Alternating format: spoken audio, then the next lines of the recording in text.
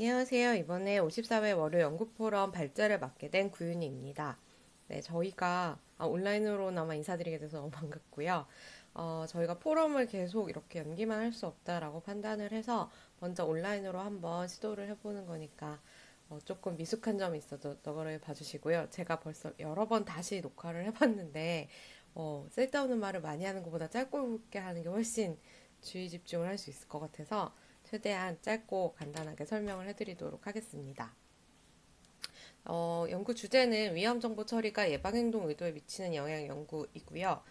보다 세부적으로 이번에 제가 주목한 부분은 그 RSP 모형 중에 정보 처리 부분이고요. 거기서 체계적 처리랑 주변적 처리를 중심으로 미세먼지의 위험 인식에 대해서 살펴보도록 하겠습니다. 목차는 다음과 같고요. 이제 미세먼지와 건강 정보에 대한 얘기를 할 거고, 그 다음에 이 RSP 모형의 선행 연구, 그리고 이 중에서도 체계적 처리와 주변적 처리의 중요성에 대해서 설명을 해드리고, 그 다음에 연구 모형과 결과, 논의 및 제언으로 이어지겠습니다.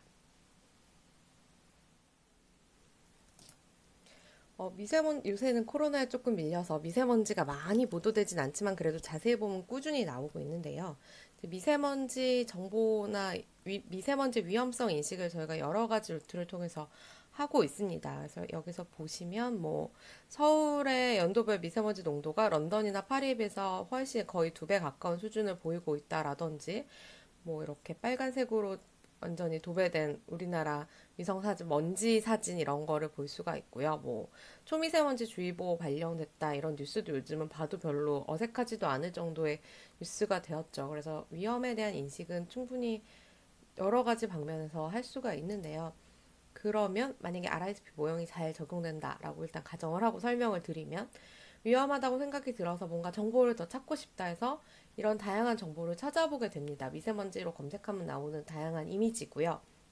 그래서 이게 미세먼지로 인해 발생할 수 있는 질병 아니면 미세먼지 관련 OX 퀴즈도 있고요. 남산타워 미세먼지 농도는 농도에 따라서 남산타워 색깔이 바뀐다 이런 얘기도 있고 또는 마스크 요즘 다들 잘 알고 계시겠지만 마스크 필터의 종류 그 의미 이런 것들을 찾아본다거나 또는 저희가 미세먼지 관련 포럼 발제할 때마다 자주 나온 그림이지만 그 머리카락 이렇게 있는 단면도 그림 있잖아요. 그거를 단면만 보면 이렇다는 거고요. 머리카락이 큰 원, 그리고 꽃가루가 요만큼 황사, 진먼지, 그리고 여기 파랗게 조그만 점 하나, 요게 초미세먼지입니다.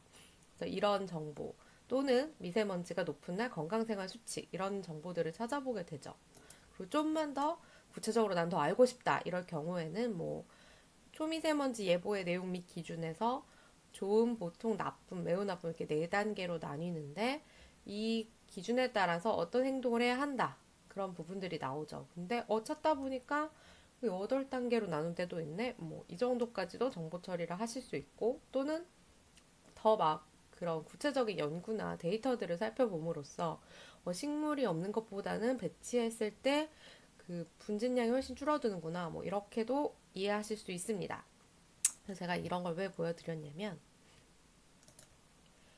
방금 이거를 보고 여러분이 어떻게 처리했느냐에 따라서 이 질문에 대한 대답이 바뀔 수가 있습니다. 지금 너무 바빠서 이 정보들을 그냥 휘리릭 보고 넘어갔으면 미세먼지 분류하는 기준이 여러 가지가 있나? 또는 수치가 나쁨 정도면 마스크를 안 써도 되지 않나? 이런 생각을 할 수도 있고요. 이 마스크를 써야 되는 기준에 대해서 판단을 하려면 정보를 좀 더 체계적으로 처리를 했어야 하는데 약간 휴리스틱 처리를 하고 나면 이렇게 좀 구체적으로 들어오는 질문에 답을 하기가 어려울 수 있다라는 부분에서 제가 이번 연구를 착안을 했습니다. 다음으로 저희 포럼에서 되게 자주 나왔던 RISP 모형이고요. 제가 이번에 녹음을 많이 해보니까 제가 발음이 굉장히 많이 꼬이더라고요. 그래서 좀 주의 깊게 하고 있습니다. 네. 그래서 이 모형은 위험 정보 탐색 및 처리 모형이고요. 위험 이렇게 단계별로 보시면 편한데 이제 보통 1단계로 보는 게 개인적인 특성입니다. 이거는 개인의 인지 구조에 대한 얘기이기 때문에 그래서 이 위험 관련 경험이나 가치 판단, 인지 욕구, 또 인구 통계학적, 사회문화적 요인 등에 대해서 얘기를 하고요. 근데 보통 여기는 통제 변인으로 많이 사용이 되고 모델의 시작점으로 불리는 부분은 이 위험 인식과 감정 반응, 특히 부정적 감정 반응에 초점을 맞춰서 얘기를 하고요.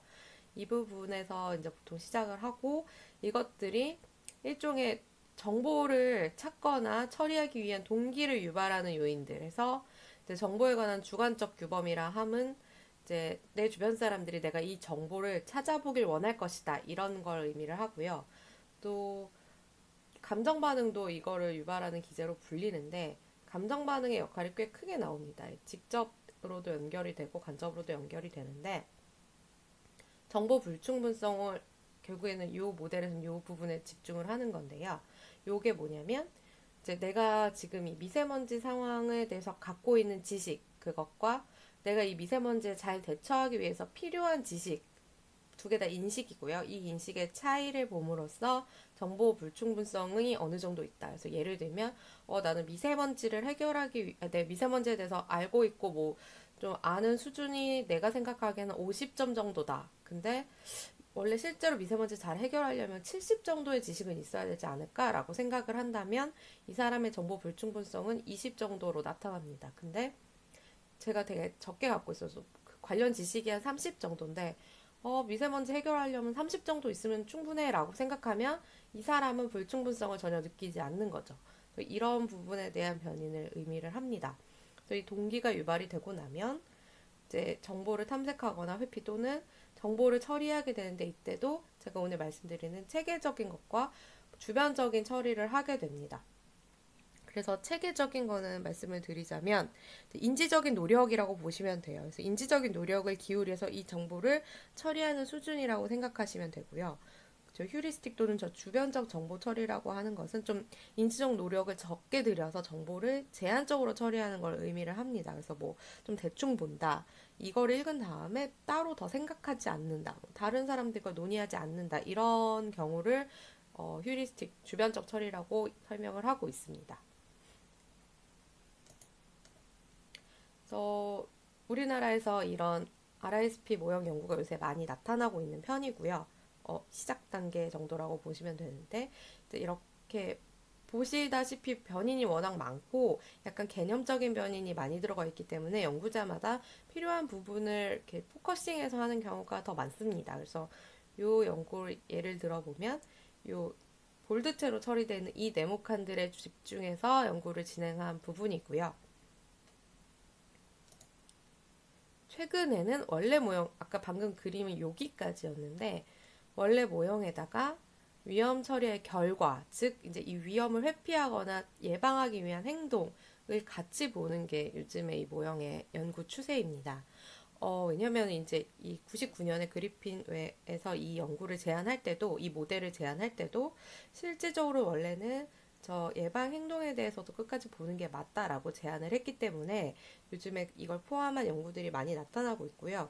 모형 적합도도 괜찮게 나오고 있어서 이것까지 포함한 연구가 많이 나타나고 있습니다. 저희도 몇 번 진행을 했고요. 그래서 이 연구가 예를 들면 이렇게 메르스 관련 위험 정보 탐색과 처리가 예방 행동에 미치는 영향에 대한 연구이고 이 앞에 위험 인식, 부정적 감정, 정보 탐색 처리 동기, 처리, 그리고 처리의 결과로서 메르스 예방 행동을 하는 것까지 보고 있습니다. 제가 정확하게는 기억 안 나는데 이 연구도 행동 의도를 봤던 것 같은데 그리고 제가 지금 주목하고 있는 부분이 이 정보 처리를 나누어서 보는 부분입니다.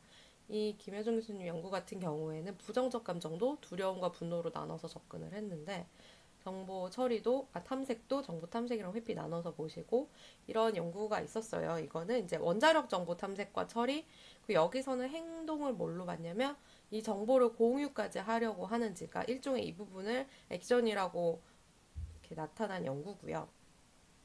근데 여기서도 보시면 아시겠지만 이 정보 회피나 주변적 처리는 가설이 아예 이쪽까지 연결이 안 되고 있어요. 그러니까 그 RSP 모형 메타 분석을 했던 양이 2014년인가 연구를 보시면 이 체계적 처리가 훨씬 이 모형에 적합하다라고 얘기를 합니다. 왜냐하면 주변적 처리의 값이 그렇게 잘 나오지 않는 편이고, 근데 그때는 이 뒤에를 얘기를 하지 않고 이 앞에서의 설명력을 얘기를 하는 거예요. 그래서 이 모형 자체가 굉장히 인지적 노력이 필요한 모형이다. 뭐 부정적 인식을 하고 감정을 느끼고 그것에 대한 뭐 사람들이 어떻게 내가 정보를 처리하길 바라는지도 판단을 하고 그리고 정보의 충분성도 인식을 하고 그 다음에 정보를 처리하는 이 굉장히 복잡한 과정을 거치는 모형이다 보니까 당연히 설명력이 체계적 처리가 훨씬 잘 나온다. 인지적 노력을 들여야 하는 거니까.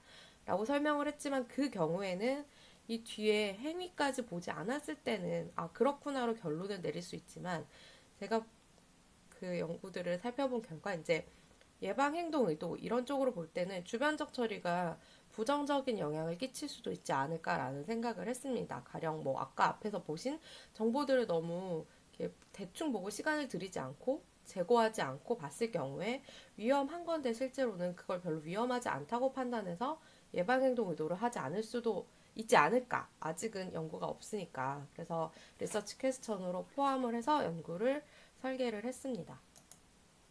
그래서 연구 모형과 가설을 보시면 앞에 부분은 제가 주로 했던 내용이랑 비슷하고요. 뭐 위험 인식이 부정적 감정을 거친다, 부정적 감정으로 이어진다 가설 1이고요. 여기서 불충분성으로 이어진다 모형이랑 같고요. 그다음에 여기서 이 두 개를 나눠서 이쪽에 초점을 맞춰서 모형을 설계를 했습니다. 그래서 여기서 보시면 이 주변적 처리로는 다 부적 효과로 가설을 설정을 했고요. 요 주변적 처리가 예방행동 의도에 미치는 영향도 저는 부적이라고 생각하지만 아직 연구가 거의 없기 때문에 이 부분은 연구 문제로서 포함을 했습니다. 그래서 미세먼지 위험 정보의 주변적 처리는 예방행동 의도에 어떠한 영향을 미칠 것인가로 정리를 했습니다. 다음으로 연구 방법 보시겠습니다. 자료의 수집은 이제 작년에 8월부터 9월 사이에 멤브레인 통해서 1,500명을 대상으로 설문조사를 진행했고요. 남성 51%, 여성 48%, 연령 20대 23%, 30대 23%, 40대 27%, 50대 27%로 수집이 됐습니다. 그리고 측정 변이는 아까 모형에서 보신 미세먼지 위험 인식, 부정적 감정, 정보 불충분성, 체계적 정보 처리, 주변적 정보 처리, 위험 예방 행동 의도를 측정을 했습니다. 그리고 통제 변인으로 넣기 위해서 미세먼지 건강 경험, 성별, 나이, 교육 수준 등이 같이 측정이 됐습니다. 연구 결과를 보시면 이제 구조 방정식 검증했고요. 그래서 에이모스를 통해서 했고 최대 의도법 사용했고요. 이제 측정 모형을 검증해서 개념 구성 적합성을 살펴본 다음에 경로까지 살펴보는 2단계 접근법으로 진행을 했습니다. 외도 첨도도 다 기준치에 맞았고요. 이제 테이블 1을 보시면 요거는 이제 정확한 분석을 위해서 확인적 요인 분석을 해서 요인 적재량과 모형 타당도, 신뢰도를 확인한 결과입니다. 그래서 보시면 CFI, NFI, 램지 값 다 받아들일 만한 수준으로 나타나서 분석을 진행할 수 있다고 보았고요. 좀 더 자세하게 보기 위해서 아래 테이블은 판별 타당성을 본 테이블입니다. 그래서 이 색으로 표시된 부분은 각 변인의 AV 값이고 나머지 칸은 변인 간 상관계수의 제곱값입니다. 이 각 변인의 AV 값이 상관계수 제곱값보다 모두 높게 나타났기 때문에 판별 타당도를 확보했다고 보았습니다. 그래서 이제 경로 분석을 해도 된다고 보았고 그 전체 모형 그 분석 결과를 보시면 이 표와 같습니다. 그래서 너무 다행히 다 제가 예상한 대로 방향성도 같이 나왔고 통계적으로 유의미하게 나왔기 때문에 모형이 잘 설계됐다고 볼 수가 있을 것 같고요. 너무 칭찬만 하고 있나요? 이 보시면 작게 나온 부분도 있긴 하지만 이제 위험 인식이 일단 직접 효과 미치는 부분도 다 잘 나왔고 이 부정적 감정의 효과들도 다 제가 예상한 방향으로 나왔고 특히 이 부분 저희가 연구 문제로 설정했던 주변적 처리가 예방행동 의도에 미치는 영향이 부적 방향으로 나왔기 때문에 충분히 이 부분을 계속 짚어볼 필요가 있다라는 함의가 있다고 생각을 합니다.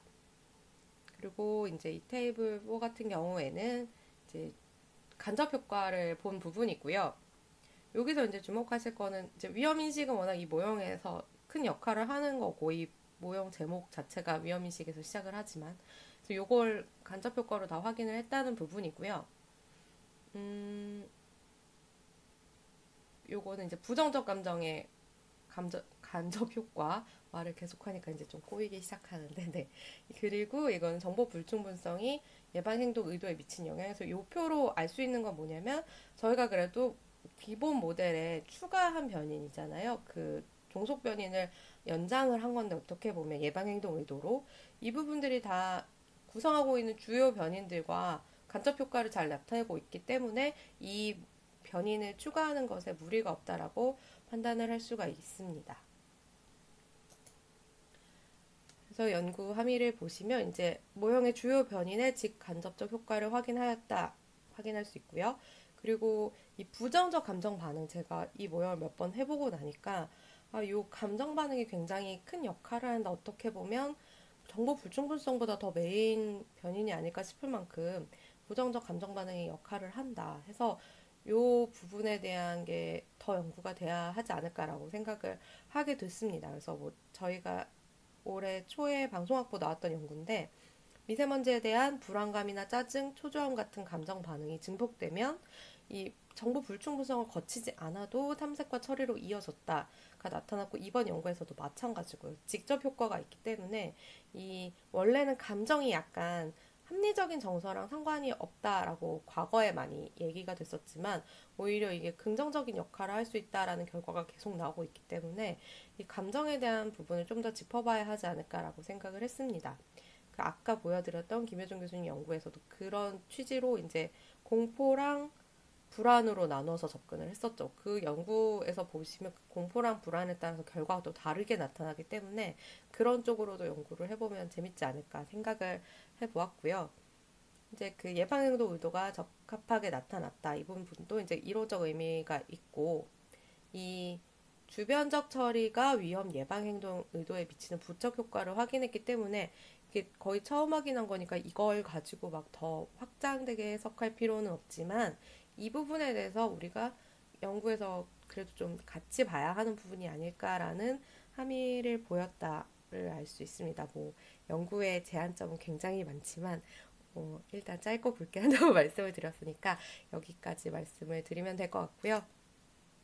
다들 너무 고생하고 계실 텐데 그래도 조금만 더 노력해서 저희가 빨리 건강하게 안심해서 만날 수 있기를 기대해 봅니다. 네, 지금까지 너무 두서없는 발표 잘 들어주셔서 감사합니다. 다음에 또 뵙겠습니다.